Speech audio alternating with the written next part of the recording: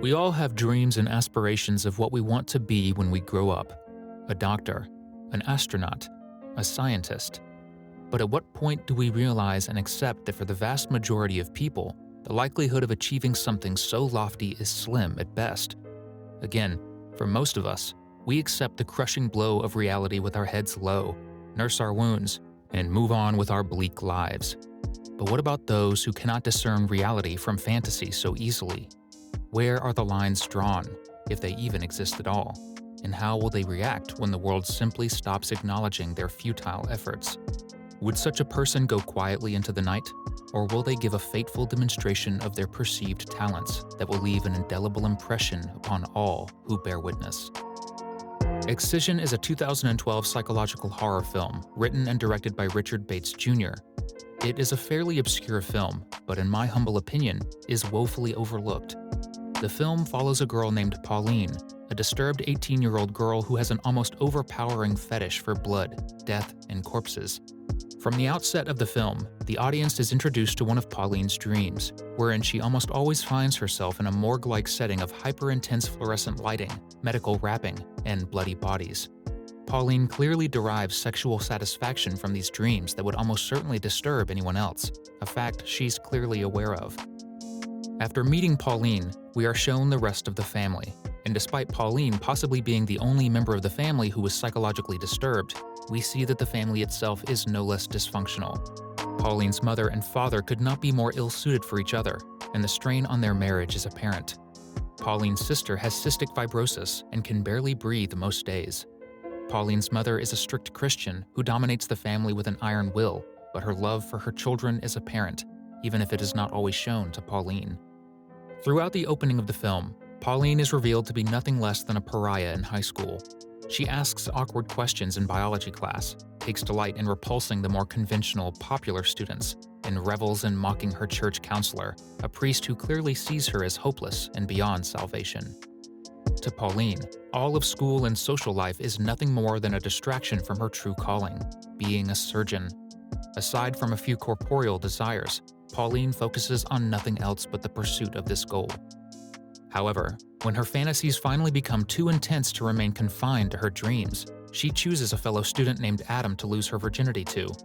Pauline confesses to her sister that she wants to lose her virginity while menstruating, stating that it's a common misconception that it is unhealthy to have sex during one's period. Although her sister is clearly repulsed by the idea, Pauline is undeterred and moves forward with her plan. Adam picks her up at her house after convincing her mother that she is merely going to a study group. The two go to a local motel, at which point Pauline very formally asks Adam to remove his pants. In a likely demonstration of her sociopathy, she points out the disparity between Adam's choice of prophylactic and his manhood. Realizing that she has offended Adam, Pauline quickly adds that this is not a bad thing and will make the act less painful for her. Reluctantly, Adam gets into bed with her, and the two make love.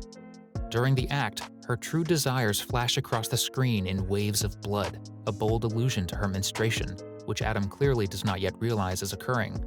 She then asks Adam to perform oral sex on her, resulting in a revelation he will not forget anytime soon. Despite Adam's obvious displeasure with the whole encounter, Pauline achieved what she set out to do, proving that she is nothing if not tenaciously sociopathic with this simple response to her mother. It was everything I'd hoped it would be. Good. Immediately, Pauline fears a possible pregnancy and beseeches God to save them both the trouble, as she will simply get an abortion otherwise. In a subtle twist of irony, one of her sister's closest friends from cystic fibrosis camp passes away, thrusting Grace's vulnerability into the spotlight. As one of the only people that Pauline truly cares for, Grace becomes a new obsession. Not only is she in dire need of healthy lungs, but Pauline sees the chance of a lifetime to prove her mettle in the arena of surgery.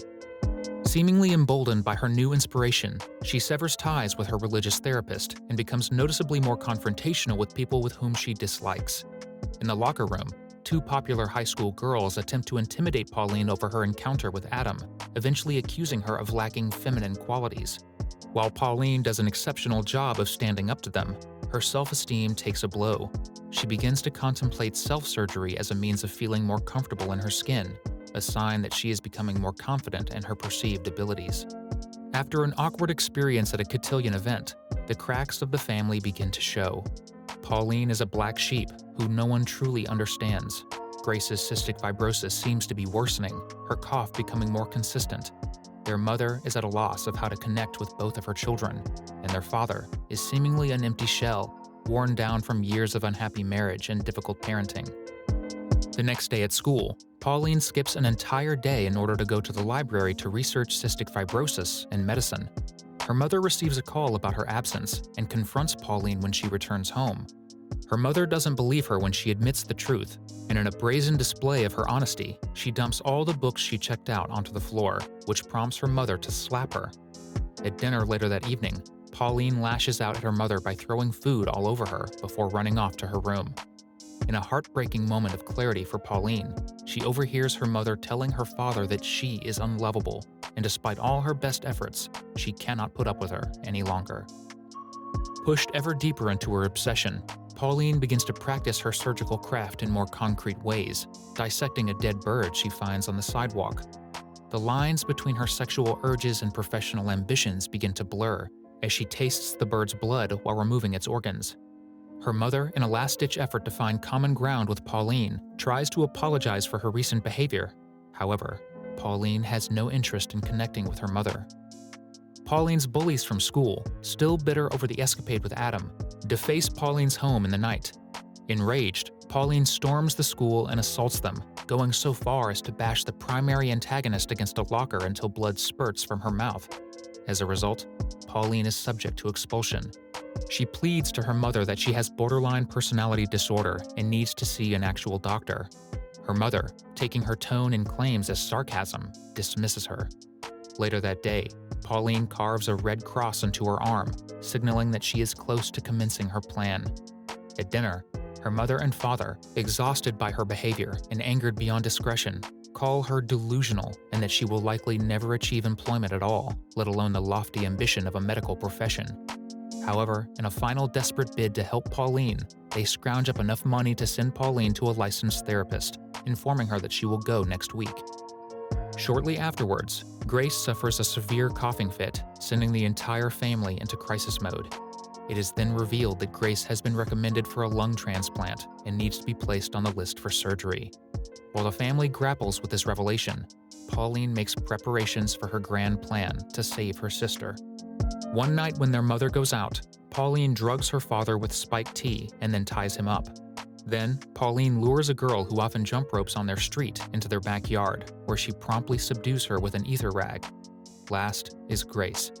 In a final touching moment of assurance, Pauline comforts Grace before likewise knocking her out. Turning their garage into a makeshift emergency room, Pauline makes her final preparations for what is to be, in her eyes, her greatest moment. With Grace prepped for surgery, her donor standing by, and her father unconscious, Pauline begins the meticulous work of transplanting her sister's lungs. The depictions of Pauline's work is gruesome, yet starkly beautiful, a moment of blissful ignorance where she truly believes she is crafting a path of salvation for her sister. As she is finishing up the final touches, her mother returns home.